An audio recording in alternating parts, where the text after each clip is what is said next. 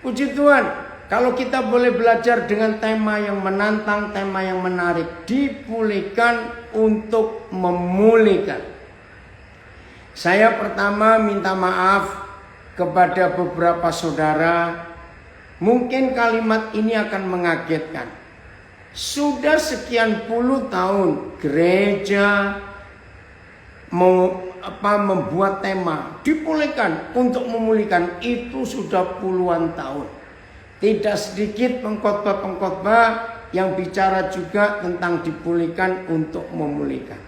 Tapi masalahnya, khotbah-khotbah dengan tema dipulihkan untuk memulihkan itu 99,99% hanya bicara hidup pribadi yang dipulihkan, ekonomi dipulihkan, keluarga dipulihkan, bisnis dipulihkan, hidup pelayanan dipulihkan. Maaf saudara, kalau tema dipulihkan untuk memulihkan hanya untuk pribadi dan keluarga kita saja, maka pemulihan yang sesungguhnya yang Tuhan harapkan itu tidak terjadi. Nah, saat ini kita akan belajar bukan diri kita dan kepentingan kita, bisnis, keluarga, pelayanan yang harus dipulihkan, bukan. Tapi apa yang harus dipulihkan lebih dulu supaya kita bisa memulihkan? Baik, kata dipulihkan, ya tolong dicatat, kata dipulihkan itu artinya direformat. Reformat, kembali kepada format semula. Lalu muncul kata reformasi, dikembalikan kepada formasi yang semula. Nah, dipulihkan di dalam bahasa Alkitab itu sama dengan diselamatkan. Nah, tapi lagi sekali, diselamatkan pun gereja menyalahgunakan menjadi dikristenkan. Bukan. Diselamatkan dan dipulihkan itu sama artinya. Walaupun kalau diuraikan detail ada perbedaan-perbedaan. Oke, persamaan besarnya dipulihkan dan diselamatkan itu artinya dikembalikan ke format semula. Apa itu format semula? Kejadian 1 ayat 26. Saudara, sejak awal, ya perhatikan, sejak awal ketika manusia belum ada, itu baru rencana di hati dan di pikiran Bapa kita di surga tentang manusia yang akan dilahirkan. Jadi kejadian 1 ayat 26 itu manusia belum ada. Itu baru rencana. Tapi sudah punya hal yang sangat dahsyat. Sama seperti ya orang-orang yang menciptakan sesuatu. Pabrik handphone, pabrik laptop, pabrik kamera, pabrik komputer, pabrik garment, sepatu, dan semua. Ya, perhatikan. Sebelum barang-barang itu ada, semuanya sudah ada di pikiran, di ide yang membuatnya. Betul tidak? Setelah semuanya ada di pikiran mereka yang membuatnya, baru mereka berunding. Bentuknya apa, fungsinya apa, dan macam-macam lagi. Setelah mereka berunding, maka dibuatlah moldingnya, tahu ya, cetakannya. Ini juga yang terjadi dengan Bapa di surga. Jadi sebelum manusia ada, di dalam rencana global, atau kalau saya pakai istilah bangunan-bangunan besar, arsitektur, saudara pernah dengar nggak istilah grand design? Ya, kalau seperti saudara orang Kalimantan Timur, ya, di daerah Penajam, Kalimantan Timur bagian selatan dekat Balikpapan, pemerintah sudah menetapkan akan dibangun ibu kota baru untuk Indonesia. Nah, sebelum itu semua jadi, maka para arsiteknya dan semua yang terlibat itu membuat grand design. Ya, nanti jadinya seperti apa? Nah, Kejadian 1 ayat 26 itulah grand design. Desain besar, planning besar yang Papa sediakan. Apa manusia ini nanti jadinya? Maka itu coba saudara buka. Ada kata yang sangat mengganggu dan sampai hari ini masih banyak orang yang belum bisa meyakinkan itu siapa. Ya. Begini berfirmanlah Tuhan. Kejadian 1 ayat 26. Berfirmanlah Tuhan. Apa firmannya? Oh, terima kasih Felda dan Jason, ya. Baiklah kita menjadikan manusia menurut gambar dan rupa kita, supaya mereka berkuasa. Ah, ini grand design-nya.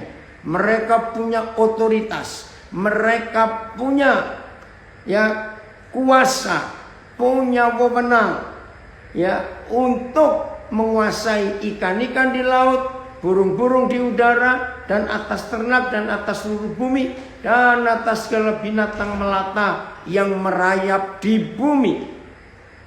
Nah, saudara, kata kita ini yang jadi masalah. Berarti Tuhan kita berapa dong? Kenapa ada kata kita?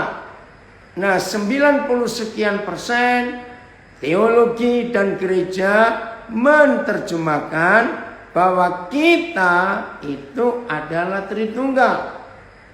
Oke, saya tidak mendebat, ya, tidak, itu hak saudara. Tapi hari ini kita harus menemukan sebuah fakta yang luar biasa. Karena pemulihan yang Tuhan sedang kerjakan itu harus kembali seperti format pertama, yaitu Kejadian 1 ayat 26. Maka itu saya ulangi lagi supaya saudara mendapatkan sesuatu yang luar biasa. Apa itu dipulihkan supaya kita bisa memulihkan? Jawabannya direformat. Kalau saudara punya handphone, punya laptop, di restart, diulangi lagi, ya, dikembalikan ke bentuk yang semula. Nah, kata kita itu bukan menunjukkan Tuhan itu banyak, tidak, tetap satu. Ayat 27. Untuk kita menemukan kata kita di ayat 26. Itu siapa? Ayat 27. Mana Felda, Jason, ayatnya? Kejadian 1 ayat 27. Udah? Perhatikan. Maka saya akan ganti dengan kata yang benar. Maka Tuhan menjadikan manusia itu menurut gambarnya, in his image. Menurut gambar Tuhan dijadikannya dia tunggal. Perhatikan, titik koma setelah kata dia yang adalah tunggal, ternyata dia ini tidak tunggal, tetapi dia ini jamak. Siapa jamaknya? Titik koma dari dia, titik koma menjadi laki-laki dan perempuan, dijadikannya mereka. Saudara, pelan-pelan. Nah, selama ini teologi meyakini dan meyakinkan Tuhan itu laki-laki karena ada Bapa kami yang di dalam surga. Betul. Nah, tapi masalahnya Felda bisa kembali ke Kejadian 1:27-nya. Ya, bisa nggak ditayangkan tetap untuk kita melihat fakta ini. Saudara perhatikan. Ayat 26 jelas. Tuhan menjadikan manusia yang serupa dan segambar dengan Dia. Ayat 27, yang serupa dan segambar dengan Dia, dengan Tuhan, itu adalah laki-laki dan perempuan. Ya, saya tegaskan ini supaya saudara tidak bingung. Lagi sekali, manusia yang Dia jadikan itu, yang serupa dan segambar dengan Dia adalah laki-laki dan perempuan.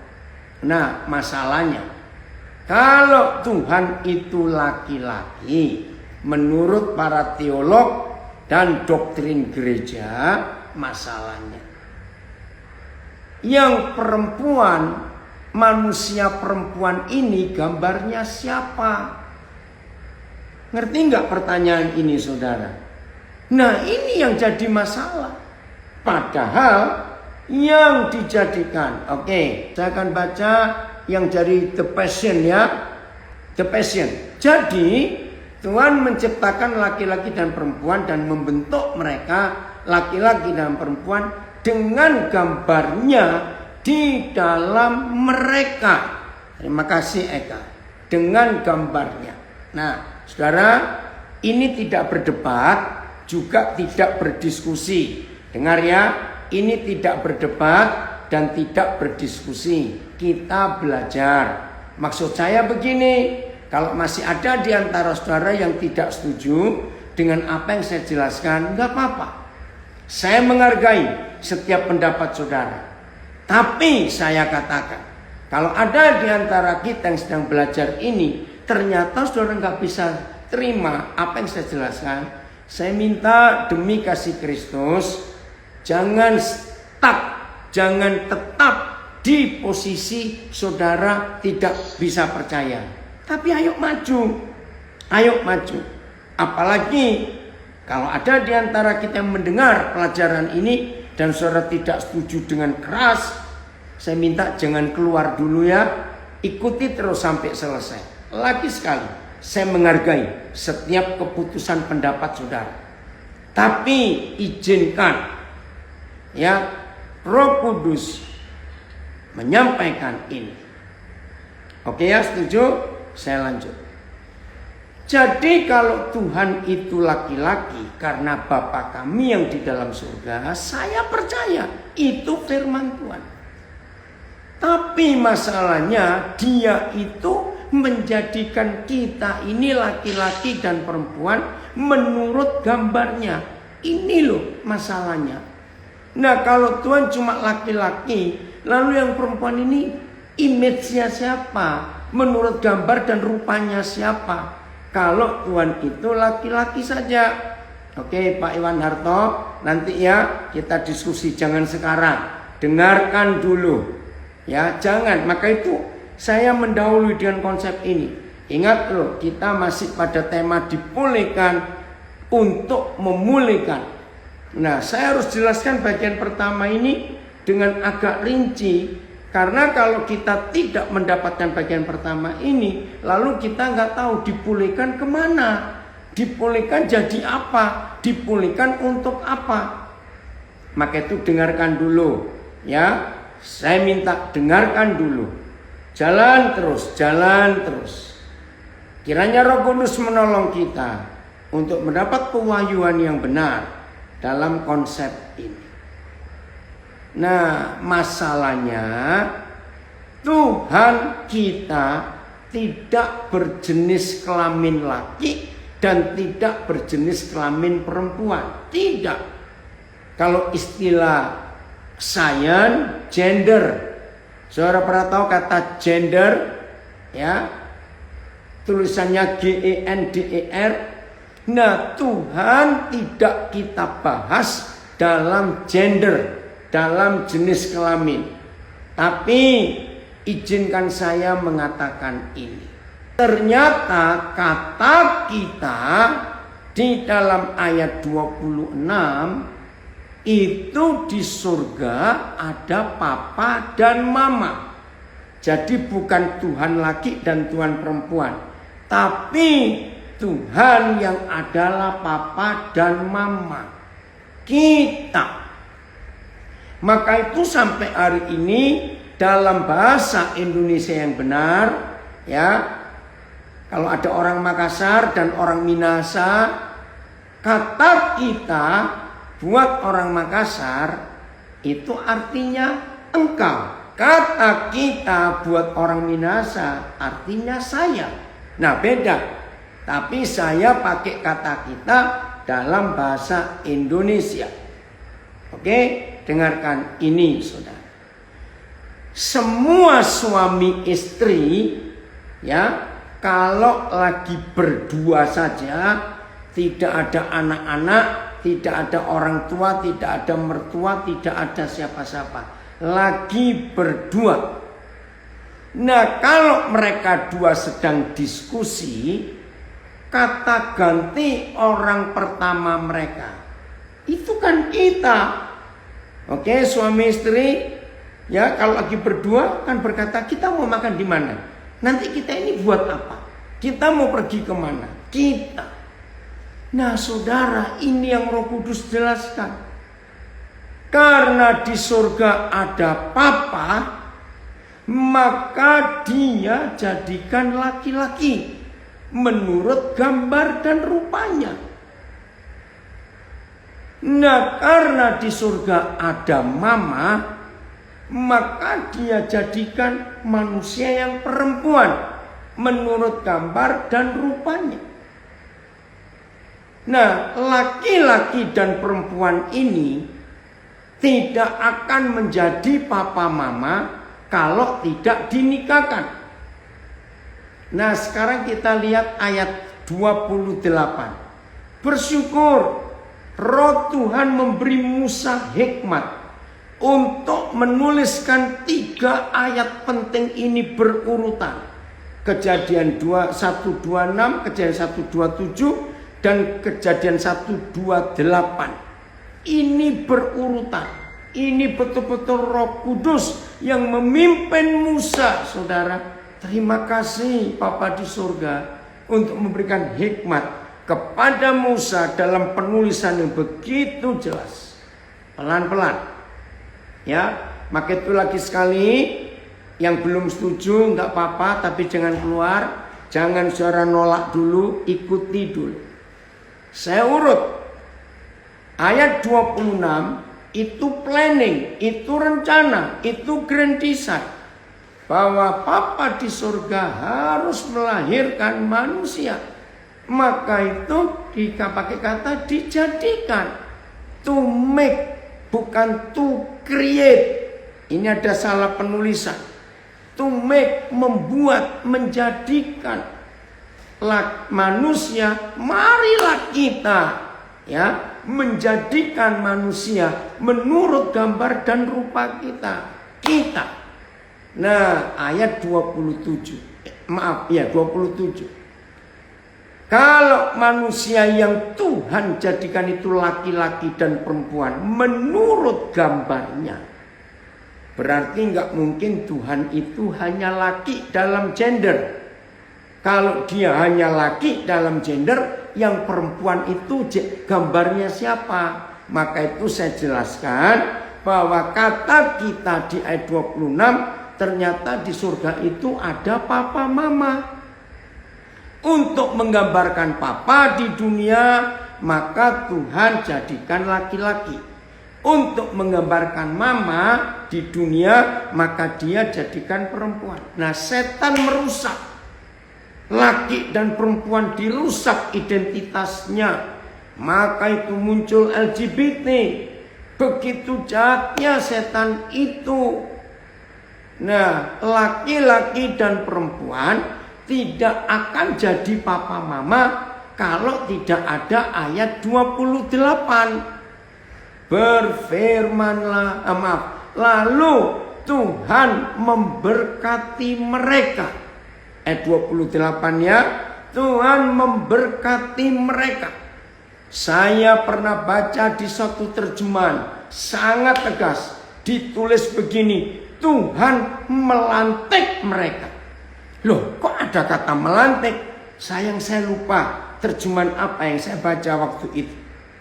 Saudara, kenapa ada kata Tuhan melantik mereka? Siapa yang dilantik? Ya, dan Tuhan memberkati mereka. Lalu Tuhan berfirman kepada mereka. Jelas bukan ini Adam dan Hawa. Apa firmannya? Beranak cuculah. Saudara tahu nggak kata beranak cuculah? Supaya jadi papa mama.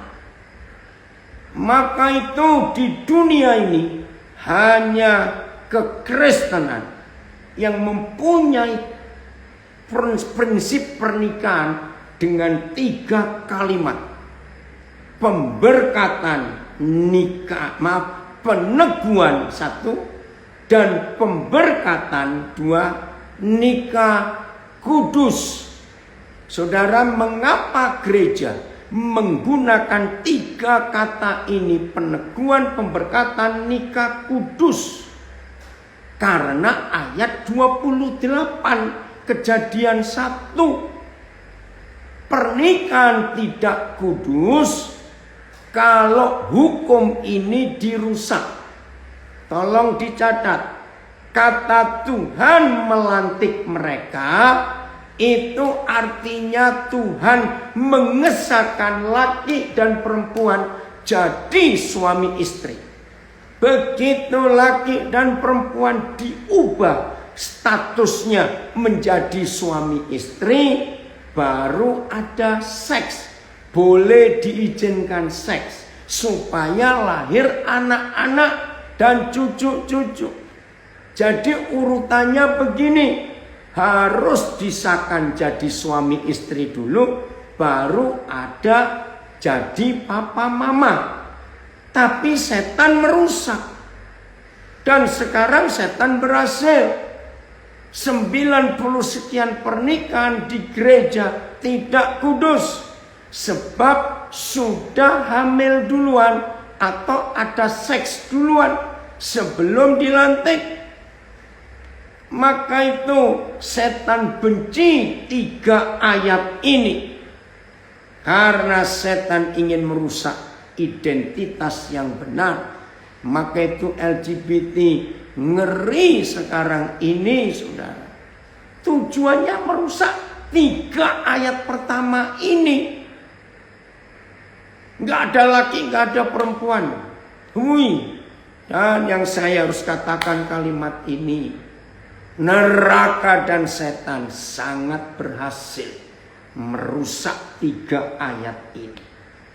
Sudah hidup dirusak dengan LGBT, rumah tangga juga dirusak dengan pertengkaran dan perceraian. Rusaklah semuanya ini. Saudara dari Herbalife, tema saudara yang dipilih tepat sekali. Jadi pemulihan yang pertama dalam hidup kita bukan pemulihan ekonomi, pemulihan kesehatan, pemulihan perusahaan, bisnis, macam-macam, pemulihan keluarga, pelayanan. Tidak. Pemulihan identitas, pemulihan pribadi lebih dulu. Apakah saudara dan saya betul-betul hari-hari ini sudah serupa dan segambar dengan Tuhan? Saya kembali dulu ke ayat 28. Mengapa ada istilah Tuhan melantik mereka? Nah, contoh jelas. 7 hari lagi sekian ratus kabupaten dan kota dan provinsi mengadakan pilkada tanggal 9 Desember. Betul ya? Nah, saudara perhatikan. Di Kalimantan juga, Kalimantan Timur, Kalimantan Utara. Nah, saudara, setelah pilkada selesai, lalu terbukti pemenangnya pasangan nomor sekian. Saya tanya kepada saudara, untuk mereka punya otoritas, walaupun sudah menang pilkada, bahkan tidak ada putaran kedua karena pasangan tertentu menang mutlak.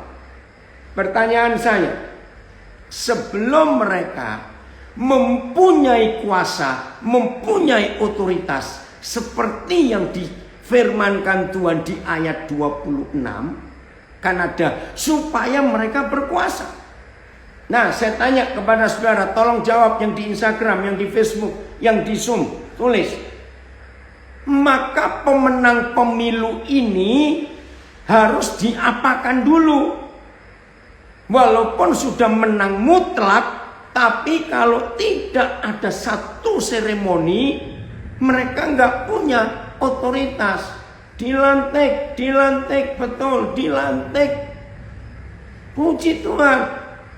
Maka itu saudara, pelantikan dalam pernikahan itu mutlak. Wih, luar biasa. Ada serat terima jabatan, betul.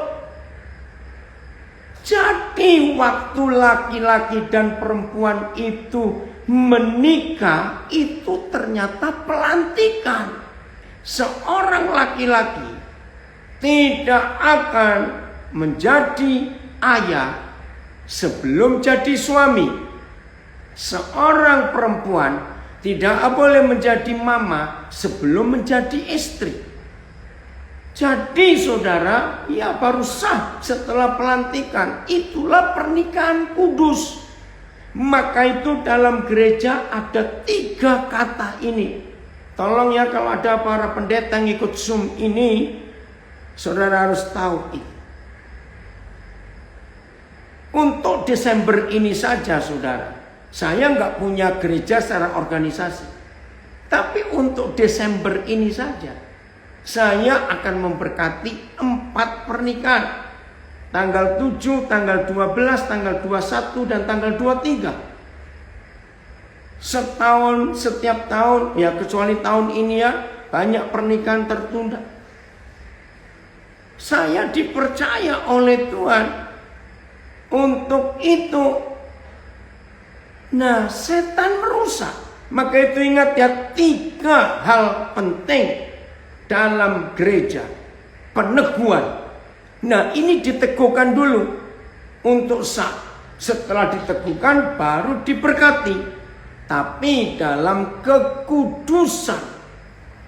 Ini luar biasa. Maka itu saya ulangi saudara, jangan merusak peraturan kekal ini. Harus jadi suami istri lebih dulu, baru jadi papa mama. Ingat, setan merusak identitas dengan LGBT. Setan merusak pernikahan dengan perceraian. Maka itu 3 ayat utama ini setan berhasil merusaknya. Maka kalau hari ini tema kita adalah dipulihkan untuk memulihkan, biarlah semua dimulai dari pemulihan identitas dan pemulihan pernikahan yang benar. Oke, saya nggak bisa terima langsung begitu saja. Waktu Roh Kudus mewahyukan saya. Ulangan 32 ayat 18. Jadi waktu itu saya tanya, Papa, di mana firman-Mu memberitahu kami bahwa Tuhan juga mama? Ada ternyata. Maka itu Alkitab ini luar biasa. Ya, Ulangan 32 ayat 18. Oh gereja, mari kita bergerak dalam pemulihan hari-hari ini. Udah, Ulangan 32 ayat 18. Saya kaget. Ini nyanyian Musa. Sebelum Musa dipanggil Tuhan, dia nyanyi. Nah, saya beritahu dulu, salah satu panggilan untuk Tuhan dari Musa, Musa menyebut dia gunung batu. Nah, kita tahu gunung batu itu adalah Yahweh, Tuhan, yang disembah oleh Musa dan yang kita sembah juga. Begini firman Tuhan, gunung batu yang memperanakkan engkau telah kau lalaikan. Saya kaget, saudara. Hah? Ternyata Tuhan itu juga memperanakkan. Saya tanya, kalau Tuhan itu memperanakkan, tolong jawab pertanyaan saya. Dia papa atau mama? Ini pertanyaan konyol, nggak perlu dijawab. Tapi supaya meyakinkan saudara yang masih ragu-ragu dengan kata kita di Kejadian 1 ayat 26 tadi. Ibu, mama, belum selesai dan telah kau lupakan Tuhan yang melahirkan engkau. Wih, saya berteriak, Tuhan, luar biasa. Sekarang kita mau bantah apa tentang Kejadian 1 ayat 26? Baiklah kita menjadikan manusia itu serupa dan segambar dengan kita, dan kita jadikan dia itu laki-laki dan perempuan yang serupa dan segambar dengan kita. Lalu supaya laki-laki dan perempuan itu jadi suami istri dan jadi papa mama, mari kita lantik mereka. Maka itu saudara, sebelum gereja berhasil memulihkan identitas setiap pribadi, maka LGBT berhasil. Oh Tuhan, ampuni kami. Sebelum kita berhasil menurunkan dengan drastis angka perceraian, jangan bicara pemulihan yang lain dulu.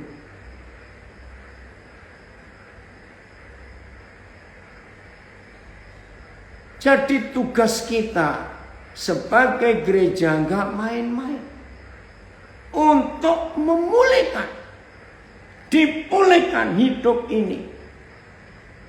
Oke. Terus apa yang terjadi? Saudara, kita melihat Tuhan Yesus kenapa nggak datang-datang? Memang harapan kita cuma satu, Tuhan Yesus segera datang supaya semuanya bisa cepat selesai.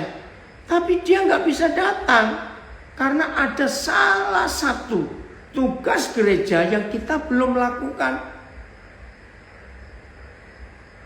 Ini yang luar biasa.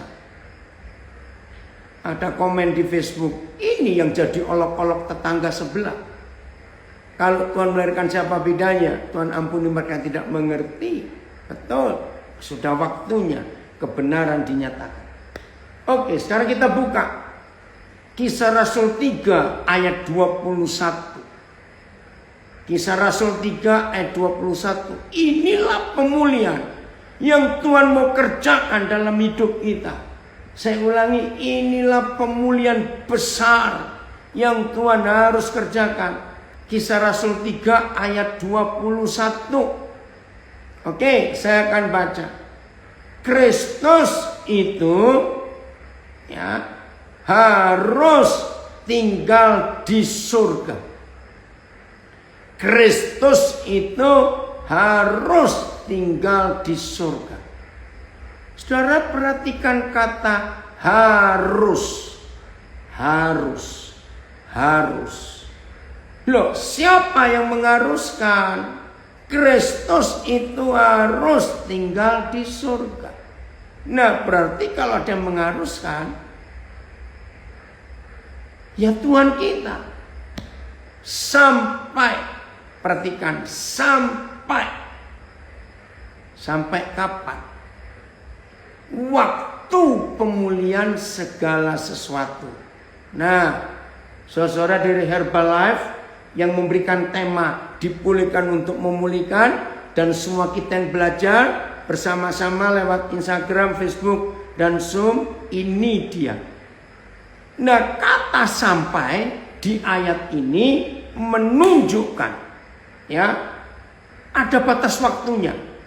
Kristus itu tidak lagi tinggal di surga, karena dia harus kembali ke dunia seperti yang dia janjikan. Tapi Kristus itu harus tinggal di surga sampai waktu pemulihan segala sesuatu. Berarti saudara, nggak cuma banyak, tapi segala sesuatu sampai. Nah, kalau pemulihan itu tidak terjadi, ya saudara, ini yang kita harus tahu. Oke, pemulihan yang bagaimana? Lihat kalimat berikut, koma, seperti yang difirmankan Tuhan dengan perantaraan nabi-nabinya yang kudus di zaman dahulu. Saudara, saya mendapat pewahyuan ayat ini bulan April tahun 90, waktu saya ada di Wamena. April 90, saya lupa tanggalnya, kira-kira akhir. Wih, ini dia saudara. Bagaimana Kristus itu nggak turun-turun. Kristus yang kita tunggu kedatangannya nggak segera datang. Ada yang ganjal, ada yang mengunci, ada yang ditunggu, ada yang menghalangi. Apa itu? Yaitu waktu pemulihan segala sesuatu, seperti yang dinubuatkan oleh para nabi yang kudus di zaman perjanjian lama. Apa yang muncul di benak saya? Berarti kita harus membongkar kitab Kejadian sampai kitab Maleaki. Lalu kita cari apa nubuat-nubuat pemulihan yang tercatat dari Kejadian sampai Maleaki itu. Keluarkan semua. Wih saudara, saya syok, saya langsung lemes. Saya berkata, kapan selesainya? Ketika setan menjebak gereja dengan rutinitas, maka itu semua kita yang rindu kebenaran, dengar ya, semua kita yang rindu kebenaran sangat berterima kasih kepada COVID-19. Karena COVID-19 ini memporak-porandakan gereja yang Babel. Catat kalimat ini. COVID-19 meruntuhkan menara-menara Babel gereja yang saling saingan tinggi-tinggian satu dengan yang lain. Bubar semua dengan COVID-19. Begitu pula pendeta-pendeta yang gaya tampilnya seperti artis sudah tidak laku lagi, karena panggung-panggung sandiwara gereja buyar gara-gara COVID-19. Maka itu sekarang kita bertemu Tuhan secara pribadi, bukan di tempat keramaian, yaitu di depan handphone dan laptop. Istilah saya, untuk belajar mengenal Tuhan di dalam kesendirian yang orang lain tidak melihat. Maka itu berterima kasih. Berapa banyak anak-anak Tuhan selama COVID-19 itu justru mengalami pemulihan yang luar biasa dalam pengenalannya kepada Tuhan, dalam hubungannya dengan Tuhan. Betul. Suami istri dipulihkan yang mau dipulihkan.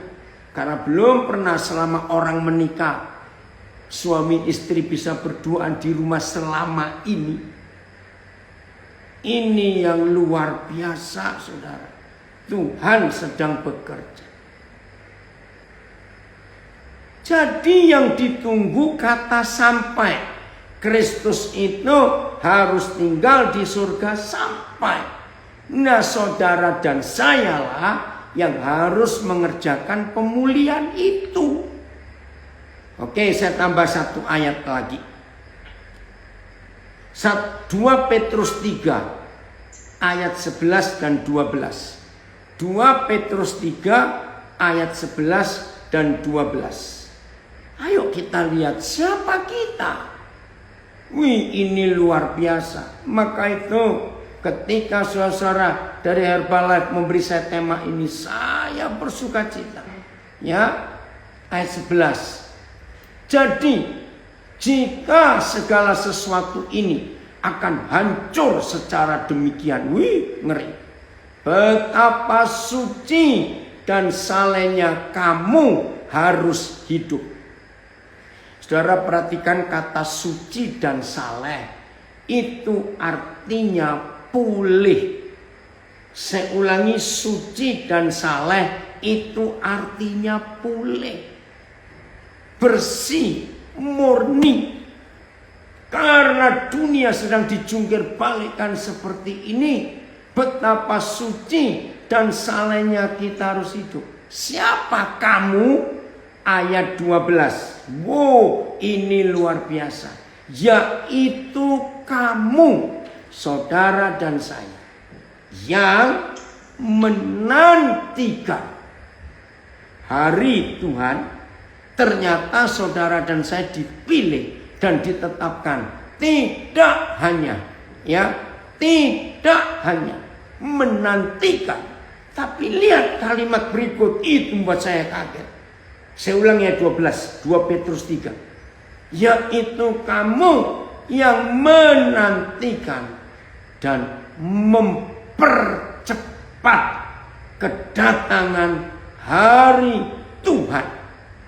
Pada hari itu langit akan binasa dalam api dan unsur-unsur dunia akan hancur karena nyalanya. Kita nggak bahas itu. Tapi yang kita mau bahas, ternyata saudara dan saya adalah satu-satunya kelompok manusia di dunia ini yang mendapat privilege, mendapat kesempatan yang tidak pernah dimiliki oleh siapapun di dunia. Tolong catat, saudara dan saya adalah sekelompok manusia yang dapat kepercayaan untuk mempercepat kedatangan Tuhan Yesus. Apa enggak kaget? Di situ saya pertama dapat pewahyuan ini, mikir siapa saya? Siapa saudara? Karena waktu saya persingkat. Coba dengar. Kalau saudara dan saya ditetapkan untuk bisa mempercepat kedatangan hari Tuhan, nah masalahnya berarti kita bisa memperlambat.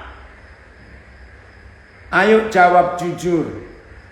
Kira-kira kita ini masuk grup yang mempercepat atau yang memperlambat secara kebanyakan? Jawabannya saya tahu. Ternyata kita ini memperlambat. Betul. Filipus, kita ini yang bertanggung jawab untuk mempercepat atau memperlambat kedatangan hari Tuhan itu. Untuk mempercepat, maka saudara dan saya harus bergerak menggenapi Kisah Rasul 3:21. Pulihkan segala sesuatu. Nah, segala sesuatu dipulihkan kembali ke 3 ayat. Kejadian 1, 26, 27, 28 tadi. Saya nggak sanggup untuk memulihkan semua nubuat perjanjian lama. Aduh, nggak sanggup.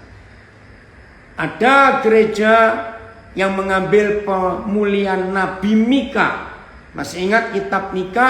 Ada nubuat pemulihan pondok Daud.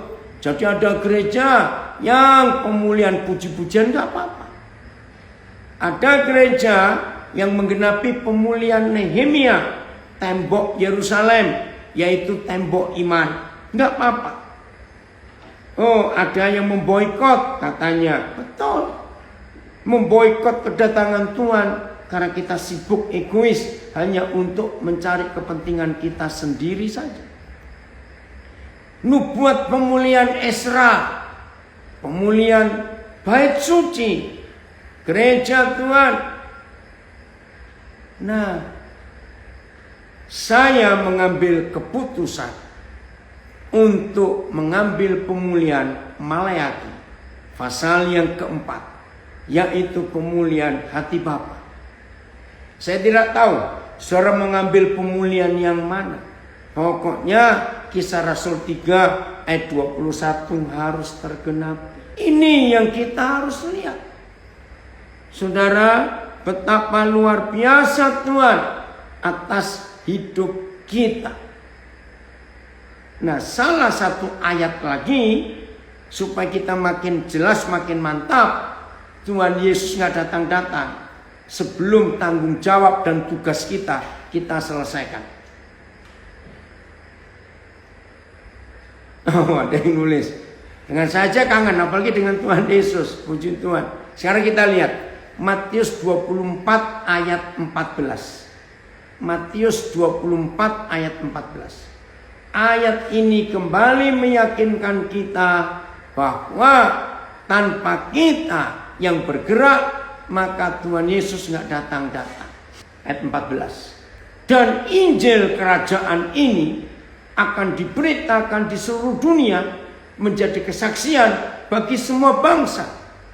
Sesudah itu barulah tiba kesudahnya. Saudara garis bawahi kalimat sesudah itu barulah tiba kesudahnya. Sesudah apa?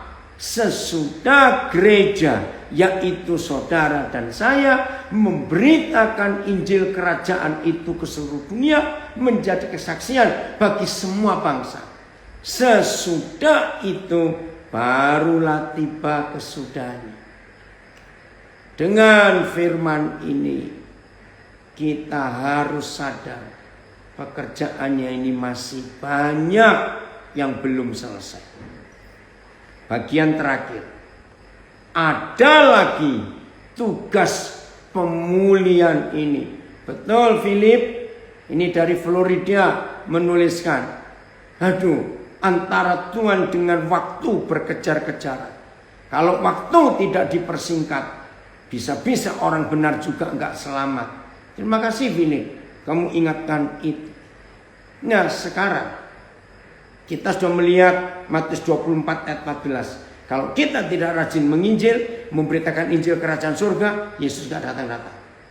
Sekarang kita lihat Markus 1 ayat 1. Ini pemulihan lain lagi. Markus 1 ayat 1. Mari kita lihat.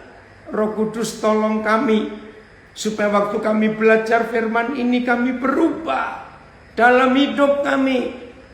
Terima kasih Wilson, terima kasih Evelyn, kalian lihat ajak ya Randy, Wahyu untuk belajar juga. Inilah permulaan Injil tentang Yesus Kristus anak Tuhan. Saya ulangi, inilah permulaan Injil tentang Yesus Kristus anak Tuhan. Saudara, saya mendapat rahasia ini bulan Januari tahun 78. Dan saya hidupi sampai hari ini.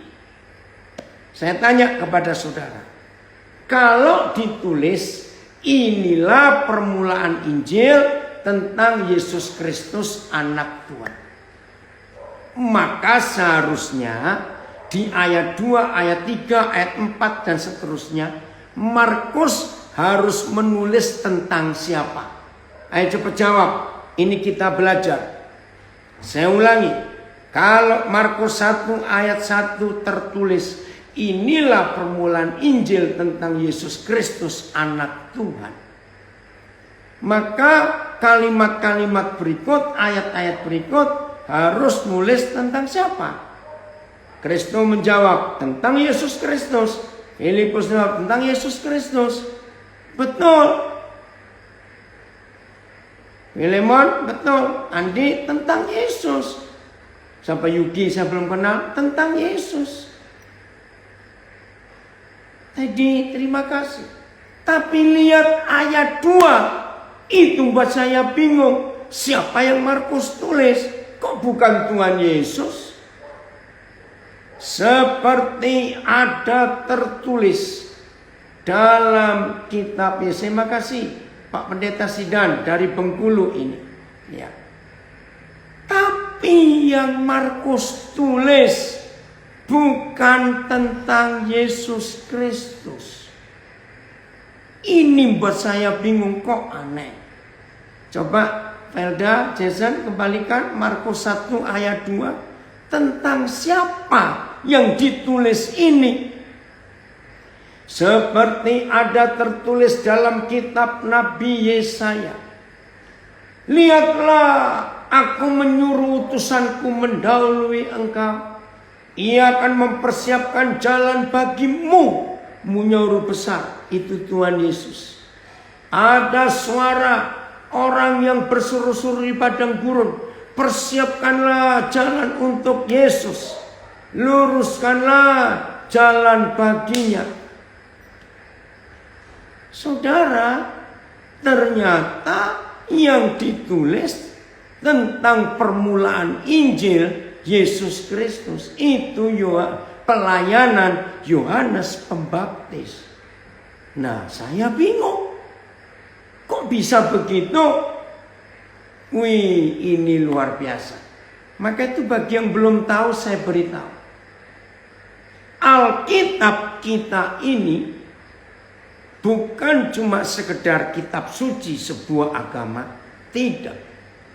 Tetapi Alkitab ini juga buku psikologi yang hebat. Jadi pemulihan yang berikut yang tertulis adalah pelayanan Yohanes Pembaptis. Oh, saya mengerti. Maka itu sebelum memberitakan Injil tentang Yesus, pulihkan jiwa setiap orang yang kita injili.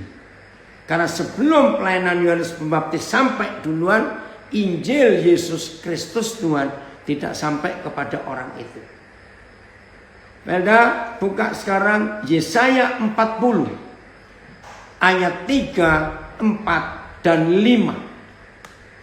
Yesaya 40 ayat 3, 4 dan 5. Kita melihat ayat ini.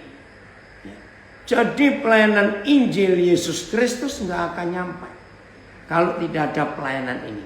Yesaya 40 dan ini yang ditulis oleh Markus. Dalam Markus 1 ayat 2. Ya, ayat 3 saya baca. Oke. Ada suara yang berseru-seru. Persiapkanlah di padang gurun jalan untuk Yahweh Tuhan.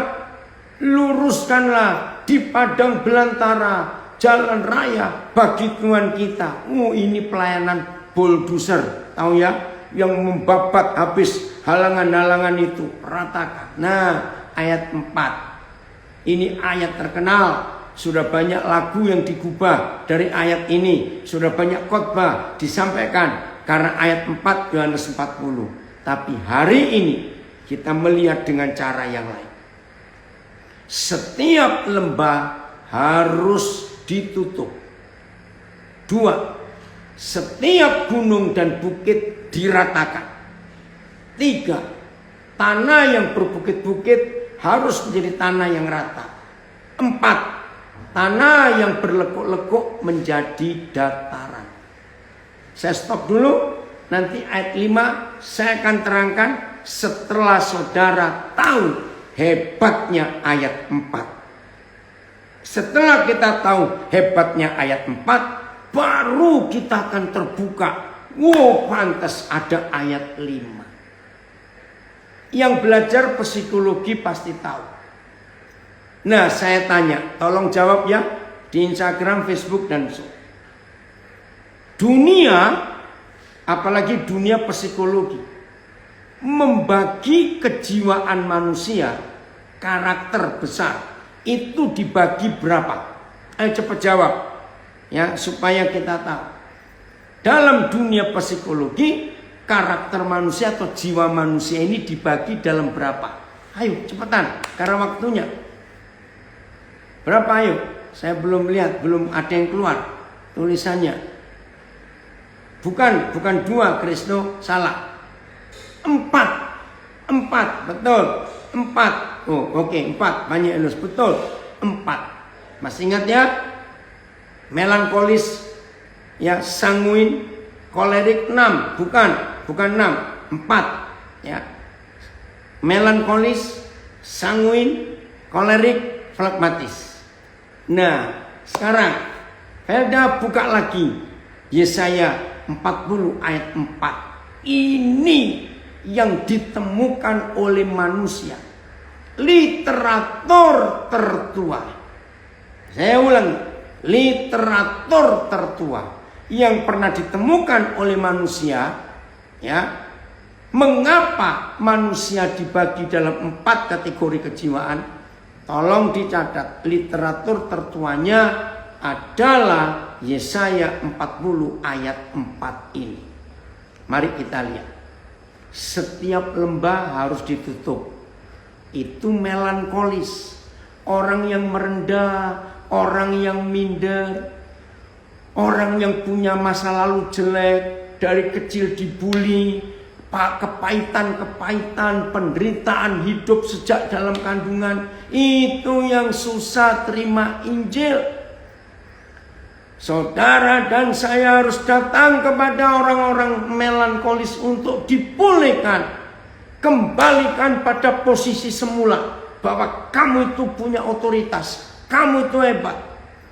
Maka itu laki-laki dan perempuan sebelum menikah dan tidak dipulihkan dari melankolisnya, rumah tangganya berantakan. Karena selalu minder, merasa salah, gak mampu, aku ini jelek, aku ini bodoh. Capek pasangannya. Setiap gunung dan bukit diratakan. Nah, ini buat saya sanguin. Gunung, bukit, kan kayak roller coaster. Orang sanguin itu ramai sekali, ceria. Nah, seringkali orang sanguin itu nggak bisa tahu perasaan suasana yang lain. Pokoknya dia senang sendiri, dia ramai sendiri, nggak peduli orang lain. Ini pun harus dipulihkan. Nah, untuk yang ketiga dan keempat, saya ingin belajar dari saudara. Mana yang kolerik dan mana yang flegmatis. Coba, tanah yang berbukit-bukit. Jadi orang yang gak stabil hidupnya, naik turun, ya, selalu gelisah, gak bisa tetap, sulit ambil keputusan. Nah, ini mana? Flegmatis atau kolerik? Saudara boleh cari sendiri. Tanah yang keempat, yang berlekuk-lekuk. Oh, flegmatis, terima kasih. Flegmatis, betul. Berarti yang keempat itu kolerik. Tanah yang berlekuk-lekuk itu pun harus menjadi dataran. Nggak boleh. Nah, saudara masih ingat bukan perumpamaan penabur bagi Tuhan Yesus? Hidup kita, hati kita itu digambarkan sebagai tanah. Nah, tanah-tanah ini, maka itu saudara dari Herbalife, setelah selesai kita belajar ini, dan semua kita yang ikut belajar, yang lewat Zoom, Facebook, dan Instagram, saudara dan saya sebentar lagi akan dilantik jadi psikolog-psikolog yang luar biasa karena kuasa Roh Kudus untuk kita menyembuhkan banyak orang yang hatinya terluka, yang latar belakangnya hancur, yang hidupnya rusak, masa lalunya kacau. Ini tugas pemulihan. Nah, kalau saudara dan saya mengerjakan semua pemulihan ini, setan kalah. Setan gak ada tempat untuk merusak, untuk berpijak. di hidup manusia ini. Ampuni kami Tuhan, ampuni kami. Maka itu saya ulangi lagi, saya berterima kasih adanya COVID-19. Karena gereja punya banyak waktu untuk ngurus orang lain. Selama sebelum ada COVID, gereja sibuk untuk ngurus seragam, untuk ngurus alat musik, untuk ngurus AC, untuk ngurus lighting. Maaf. Puji Tuhan, Natal tahun ini penjahit sepi, toko kain kurang laku karena gereja nggak cari seragam Natal. Maaf saya berkata. Ini waktunya gereja sibuk untuk melayani jiwa-jiwa, untuk memulihkan kehidupan. Ini waktunya. Nah, saudara, sekarang kita lihat apa yang terjadi. Kalau ayat 4 itu sudah dikerjakan. Wih, ayat 5 saudara, Yesaya 40 ini, maka kemuliaan Yahweh akan dinyatakan. Ayat 5. Maka kemuliaan Yahweh akan dinyatakan. Kapan? Setelah kehidupan dipulihkan dari masalah kejiwaan, memori masa lalu. Betul, pemulihan terjadi sesuai dengan kehendak Tuhan dan kita yang dipakai sebagai agen-agen pemulihan. Saya ulangi ayat 5, Yesaya 40. Maka kemuliaan Tuhan Yahweh akan dinyatakan. Kapan kemuliaannya dinyatakan? Setelah saudara dan saya mengerjakan pemulihan kehidupan dari 4 macam hidup yang berantakan. Dan dahsyat enggak? Dan seluruh umat manusia akan melihatnya bersama-sama. Saudara, ini jaminan dan nubuat yang luar biasa. Seluruh umat manusia. Berarti enggak ada satu pun yang tersisa. Felda, tolong beli highlight warna biru juga ayat 5. Karena ini kesimpulan pentingnya untuk pemulihan. Saya ulangi lagi. Maka kemuliaan Yahweh akan dinyatakan. Dan gak cuma sampai dinyatakan saja. Seluruh umat manusia akan melihatnya bersama-sama. Saya tanya kepada saudara. Di sini nggak perlu KKR, nggak perlu kebaktian gereja yang bangun gedung sampai puluhan miliar hanya untuk seragam musik saja sekian ratus juta. Maaf saya berkata, itu hambur-hamburkan uang yang harus bisa dipakai untuk memberkati banyak orang. Untuk dekorasi Natal saja sudah berapa miliar lagi. Bersyukur pemerintah sudah mengeluarkan peraturan untuk ibadah Natal tahun ini. Bersyukur. Supaya nggak ada yang hura-hura lagi. Nggak ada yang mau sombong-sombongan lagi. Setelah seluruh umat manusia melihatnya bersama-sama. Lihat kalimat terakhir. Sungguh Yahweh sendiri telah mengatakannya. Terima kasih Pak. Terima kasih. Jadi setelah dengar firman ini, kalau ada di antara kita yang belajar belum dipulihkan, carilah seseorang yang saudara percaya, ajak bicara, doa, saling melayani. Supaya setelah kita dipulihkan, maka kita pun bisa memulihkan orang-orang lain. Nah, bayangkan kalau ini terjadi seperti bola salju. Tahu ya bola salju dari bulatan kecil tapi gelinding. Jadi bola salju yang besar sekali. Maka Tuhan Yesus akan cepat datang. Amin. Tuhan Yesus akan cepat datang. Ini yang kita harus kerjakan. Datanglah kerajaanmu, jadilah kehendakmu, supaya bumi jadi seperti surga. Puji Tuhan untuk tema yang luar biasa ini. Dipulihkan untuk memulihkan. Dunia menantikan pelayanan ini. Dunia enggak menantikan pelayanan musik, pujian, tamburin. Tidak. Dunia tidak menantikan pelayanan khotbah kita. Tidak. Dunia menantikan pemulihan yang langsung kepada hidup pribadi. Tuhan Yesus memberkati kita semua.